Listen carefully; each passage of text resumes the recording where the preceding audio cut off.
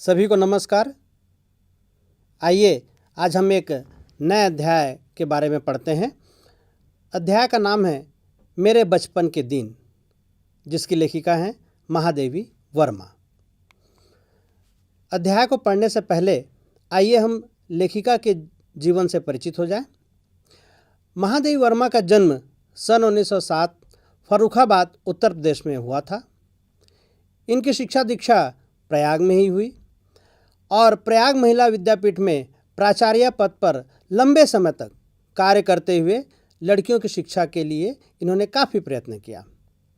इनकी मृत्यु सन 1987 में हुई। इनकी रचनाओं से भी हम परिचित हो जाएं।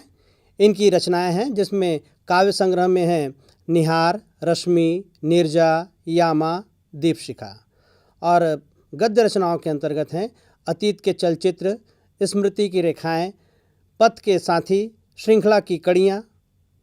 इन्होंने संस्मरण एवं रेखाचित्र को बुलंदियों तक पहुंचाने का श्रेय इनको जाता है। इन्होंने जो संस्मरण मतलब याद करके किसी भी घटना या किसी भी व्यक्ति के बारे में अच्छे से लिखना, उसे संस्मरण विधा कहते हैं। और रेखाचित्र का मतलब होता है शब्दों के माध्यम से किसी का इस प्रकार से वर्णन करना कि उसका चित्र उत्पन्न हो जाए, उसे रेखाचित्र कहते हैं। तो ये दोनों गद्य विधाओं को इन्होंने बुलंदियों तक पहुंचाया। मेरे बचपन के दिन में लेखिका ने बताया है कि उनके बचपन के दिनों को उन्होंने याद करके लिखा है कि जब वे विद्यालय में पढ़ रही थीं और इस अंश में लड़कियों के प्रति जो सामाजिक रवैया था, विद्यालय की जो सहपाठिनें थीं और छात्रावास के जीवन और स्वतंत्रता आंदोलन के प्रसंगों का इसमें बहुत ही सजीव वर्णन हुआ है। आइए इन्हीं सब चीज़ों के बारे में हम इसमें जानते हैं। लेखिका ने इन पंक्तियों से इस अध्याय का प्रारंभ किया है कि बचपन की स्मृतियों में एक विचित्र सा आकर्षण होता है। कभी कभी लगता है जैसे सपने में सब देखा होगा। परिस्थितियां बहुत बदल जाती हैं। इसके माध्यम से लेखिका ये बता रही हैं कि जो बचपन की स्मृति होती है ना, उसके प्रति सभी कोई आकर्षित हो जाते हैं। जब बड़े हो जाते हैं तो लोग अपने बचपन के दिनों को याद करते हैं। आप भी अपने बचपन के दिनों को याद करते होंगे। और कभी कभी बचपन की घटनाएं हैं इतनी मनमोहक लगती हैं, आकर्षक लगती हैं कि लगता है कि वास्तव में ऐसा हमारे बचपन में हुआ था, क्योंकि जब हम याद करते हैं तब हम बड़े हो चुके रहते हैं और उस समय की परिस्थितियां बिल्कुल अलग हो जाती हैं। तो लेखिका इसके माध्यम से बता रही हैं कि बचपन के दिन हैं सभी के लिए आकर्षक होता है, सभी को आकर्षित करता है। आइए हम आगे देखते हैं। इसमें लेखिका हैं सबसे पहले पुत्री जन्म के बारे में बता रही हैं, उनके जन्म के बारे में, अपने जन्म के बारे में, कि अपने परिवार में कई पीढ़ियों के बाद महादेवी उत्पन्न हुई थी। प्रायः 200 वर्षों तक लड़की थी ही नहीं उनके परिवार में। अब इसका कारण क्या था, इसको लेकर लेखिका ने स्वयं बताया है। सुना है उसके पहले लड़कियों को पैदा होते ही परमधाम भेज देते थे। परमधाम भेज देते थे मतलब लड़कियों को मार दिया जाता था। वास्तव में ऐसा होना नहीं चाहिए, पर पहले ऐसी स्थितियां थीं। लिंग भेद, लोगों के मन में लड़कियों के प्रति एक अलग दुर्भावना थी। और लेखिका बड़ी भाग्यशाली थीं और उनके परिवार में जो बाबा थे वो कुल देवी दुर्गा की बहुत उन्होंने पूजा की। उनकी कामना थी, उनकी इच्छा थी कि लड़की पैदा हो। अब परिणाम वही हुआ, लड़की का जन्म हुआ, महादेवी। लड़की की बड़ी खातिर हुई और लड़की होने का जो अभिशाप उस समय की अन्य लड़कियां सहा करती थी, वो अभिशाप महादेवी को सहना नहीं पड़ा। इसके माध्यम से लेखिका ने ये बताने की कोशिश की है कि उनके परिवार में बाबा एक ऐसे व्यक्ति थे जो लड़की का होना अभिशाप नहीं मानते थे और इसीलिए महादेवी को एक अलग प्यार दुलार पूरे परिवार से मिला। लेखिका फिर अपने परिवार के भाषाई वातावरण के बारे में बताती हैं। विद्यार्थियों, ये जानिए कि हमारे परिवार के भाषा का जो वातावरण होता है वही भाषा है हमारे जीवन में उतरती है। मतलब हमारे परिवार के भाषाई वातावरण का प्रभाव हमारी भाषा पर, हमारे भाषा ज्ञान पर पड़ता है। लेखिका के बाबा वो फारसी और उर्दू के जानकार थे। पिताजी ने अंग्रेज़ी में पढ़ाई की थी। इस प्रकार से हिंदी का कोई वातावरण नहीं था। अब आखिर पर महादेवी वर्मा हैं, वो लेखिका बनी, हिंदी में बहुत उन्होंने नाम पाया, तो हिंदी का वातावरण आखिर बना कैसे? इसके बारे में लेखिका ने बताया है कि उनकी जो माता थी वो जबलपुर से आई, और जबलपुर चूँकि वह मध्य प्रदेश का शहर है और वहाँ पर हिंदी बोली जाती है, इसलिए माता के साथ हिंदी इस परिवार में आई। और माता का स्वभाव बड़ा धार्मिक था, तो वह हिंदी में वो भजन और अन्य ब्रज भाषा इत्यादि में जो मीरा के भजन वगैरह वह गाती थीं। तो इस प्रकार से माता के आने के कारण परिवार में हिंदी का वातावरण बना। अब लेखिका की भाषा शिक्षा, भाई लेखिका है वह, उसकी भाषा शिक्षा है, मतलब वो किस भाषा में आगे बढ़े, उसे कौन सी भाषा सिखाने की कोशिश की गई, इसके बारे में लेखिका बताती हैं कि बाबा की इच्छा थी कि लेखिका विदुषी बने। विद्यार्थियों ध्यान रखिएगा कि विद्वान पुल्लिंग शब्द होता है और विदुषी स्त्रीलिंग शब्द होता है। तो बाबा चाहते थे कि महादेवी है यह विदुषी बने, और उर्दू और फारसी सिखाने के लिए उन्होंने मौलवी साहब को बुलाया। लेखिका है वह उर्दू और फारसी नहीं सीखना चाहती थी। वो बिल्कुल दूसरे दिन जब मौलवी साहब आए तो वो चारपाई के नीचे छिप गई, जैसे सामान्यतः बच्चे करते हैं कि जिस व्यक्ति से कुछ उनको प्रेम नहीं होता है, जिस व्यक्ति से वो भागना चाहते हैं, तो क्या छिपने की जगह ढूंढते हैं। और सामान्य रूप से चारपाई के नीचे छिपना आसान होता है बच्चों के लिए। तो लेखिका है महादेवी है, बचपन में चारपाई के नीचे छिप गई। फिर पंडित की व्यवस्था की गई जो कि संस्कृत पढ़ाए। तो एक पंडित जी आते थे और महादेवी को संस्कृत पढ़ाया करते थे। अब हिंदी का ज्ञान कैसे हुआ? तो बचपन में माँ है वह पंचतंत्र एक पुस्तक है, कहानी की पुस्तक है, उसमें वह पंचतंत्र पढ़ना सिखाना चालू किया माँ ने। धीरे धीरे महादेवी वर्मा है वह सीखने लगी हिंदी पढ़ना, और माँ को थोड़ा संस्कृत ज्ञान भी था। उनकी गीता में विशेष रुचि थी, और पूजा पाठ के समय जब वह गीता के श्लोक पढ़ा करती थी तो लेखिका बैठकर संस्कृत सुना करते थे। ये सब प्रसंगों से ये समझ लीजिए कि बचपन में बच्चे को जैसा भाषाई वातावरण मिलता है, बच्चा उस भाषा में फिर आगे बढ़ता है, उस भाषा को सुनता है, फिर वो बोलता है। इस तरह से महादेवी पर भी संस्कृत, हिंदी, इन सब का प्रभाव पड़ता रहा। हाँ, परंतु वो उर्दू और फारसी वह नहीं सीख पाई। कारण था कि उनमें रुचि नहीं थी उर्दू और फारसी को सीखने की। अब स्कूल का वातावरण, जब स्कूल गई तो उन्हें मिशन स्कूल भेजा गया, और वहाँ का वातावरण बिल्कुल अलग था। और प्रार्थना जो वहाँ कराई जाती थी, वो प्रार्थना महादेवी को अच्छी नहीं लगी, इसलिए मन नहीं लगा और उसने मिशन स्कूल जाना बंद कर दिया। जैसे आप लोग को भी होता होगा कि आप लोग को भी जब मन नहीं लगता तो आप विद्यालय नहीं जाते हैं। छोटे बच्चे तो और ज़्यादा उनके मन में रहता है विद्यालय जाना मतलब घर से दूर होना, अपने लोगों से दूर होना। तो महादेवी ने जब विद्यालय जाना बंद कर दिया और जब उसे भेजा जाता था तब वो रोती थी।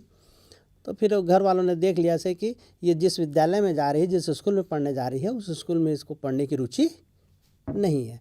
किसी तरह से वह चौथी कक्षा तक वह पढ़ती रही, और उसके बाद फिर कक्षा 5 से उसकी भर्ती हो गई क्रास्थवेट गर्ल्स कॉलेज में। यहाँ का वातावरण बहुत अच्छा था। यहाँ हिंदू और ईसाई लड़कियाँ अध्ययनरत रहती थीं। हिंदू लड़कियों के खाने पीने का इतना ध्यान रखा जाता था कि मेस में प्याज तक नहीं बनता था,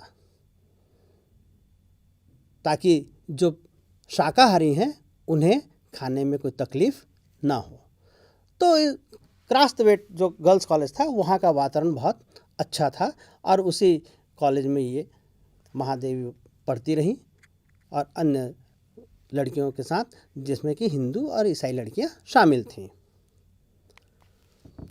अब छात्रावास में रहते हुए महादेवी का सुभद्रा कुमारी से परिचय कैसे हुआ। सुभद्रा कुमारी चौहान आपने नाम सुना होगा बच्चों, जिन्होंने झांसी की रानी कविता लिखी थी और वह आप लोगों ने पढ़ी भी होगी। तो उन्हीं सुभद्रा कुमारी से महादेवी का परिचय छात्रावास में हुआ। छात्रावास के एक कमरे में 4 छात्राएं रहती थीं। एक कमरे में 4 छात्राओं के रहने का प्रबंध था।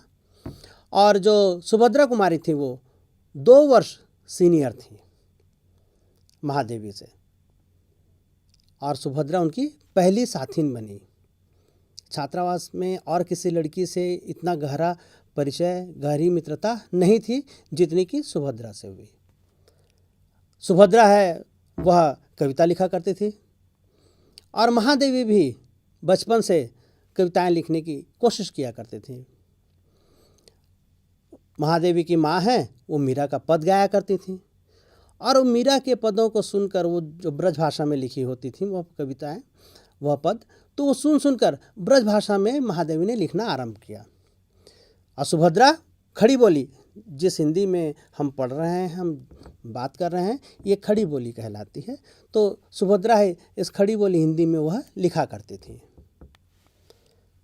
अब सुभद्रा कुमारी का अनुकरण करते हुए महादेवी ने भी क्या किया, खड़ी बोली में लिखना आरंभ किया। हमारे जो अपने मित्र होते हैं, जो हमारे निकट होते हैं, हम लोग क्या करते हैं, उनकी कुछ अच्छाइयाँ होती हैं उसका हम अनुकरण करते हैं। बिल्कुल उसी प्रकार से भी महादेवी ने भी क्या किया, सुभद्रा कुमारी का अनुकरण करते हुए खड़ी बोली में वह कविताएं, रचनाएं लिखने लगी। अब सुभद्रा जी बड़ी थीं और वो कविता के क्षेत्र में, साहित्य के क्षेत्र में थोड़ी प्रतिष्ठित भी हो गई थी, उनका नाम था।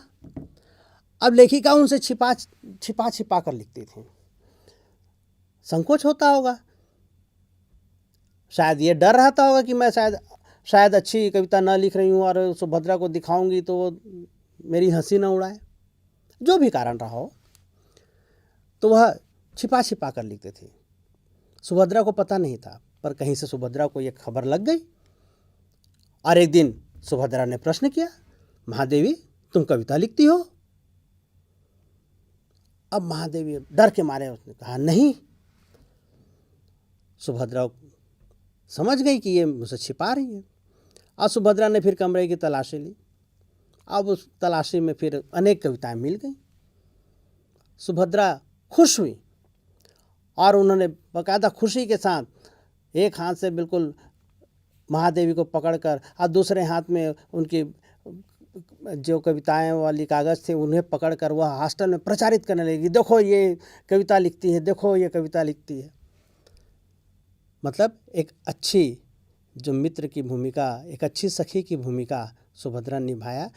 इस तरह से प्रचारित करते हुए एक प्रकार से उन्होंने महादेवी को प्रोत्साहित किया।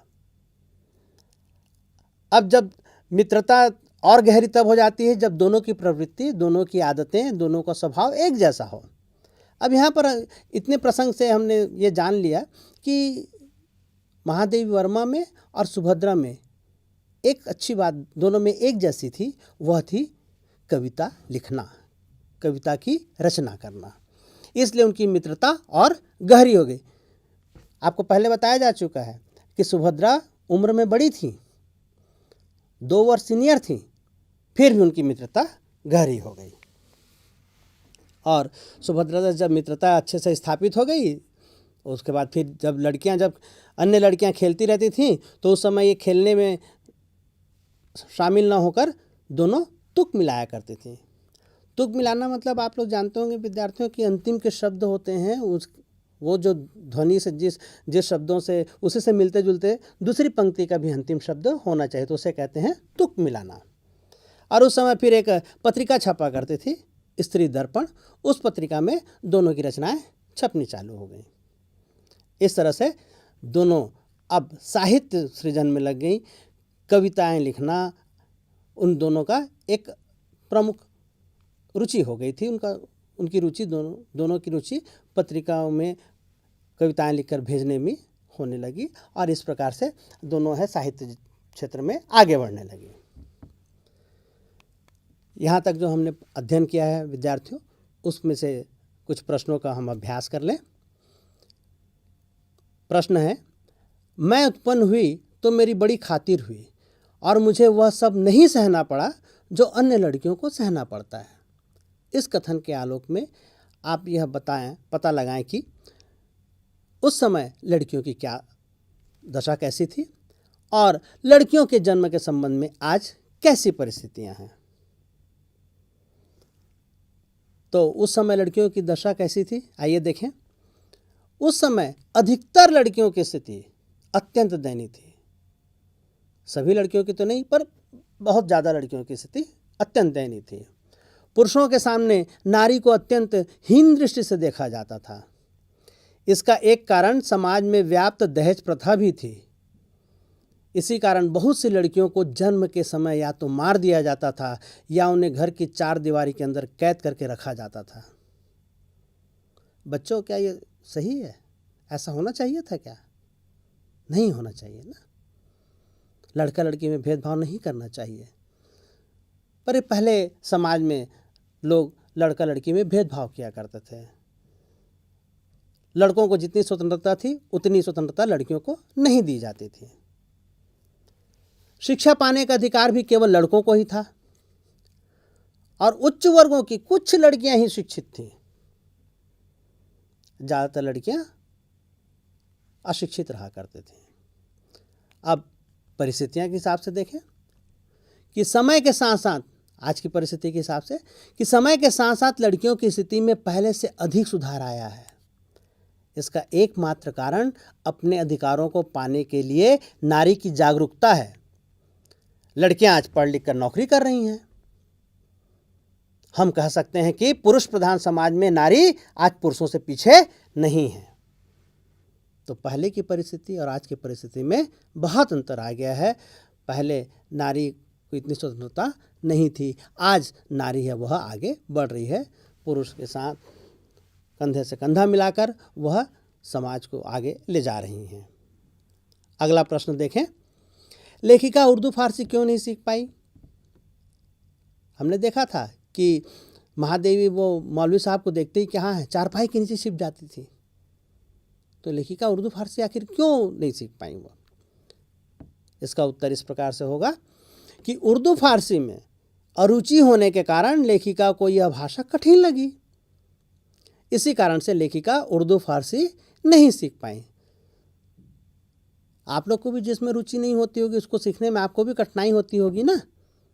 बिल्कुल उसी तरह से लेखिका को भी कठिनाई होती थी उर्दू फारसी, और अरुचि थी, इसलिए कठिन लगने के कारण अरुचि रही और वो मौलवी साहब से नहीं पढ़ी और इसीलिए नहीं सीख पाई वो। अगला प्रश्न देखें, लेखिका ने अपने माँ के व्यक्तित्व की किन विशेषताओं का उल्लेख किया है? व्यक्तित्व में बहुत सारी विशेषताएं थी लेखिका के माँ की, तो कौन कौन सी विशेषताएं थी? इसका उत्तर इस प्रकार से होगा, लेखिका ने माँ के व्यक्तित्व की निम्नलिखित विशेषताओं का उल्लेख किया है। पहली विशेषता, उनके परिवार में केवल उनकी माँ को ही हिंदी आती थी, हिंदी की जानकार थी वो। दूसरी विशेषता, वे धार्मिक स्वभाव की थीं। तीसरी विशेषता, उनकी माँ गायन और लेखन में रुचि रखती थीं, मीरा के पद गाती थीं और कविताएं वगैरह भी लिखती थीं वह।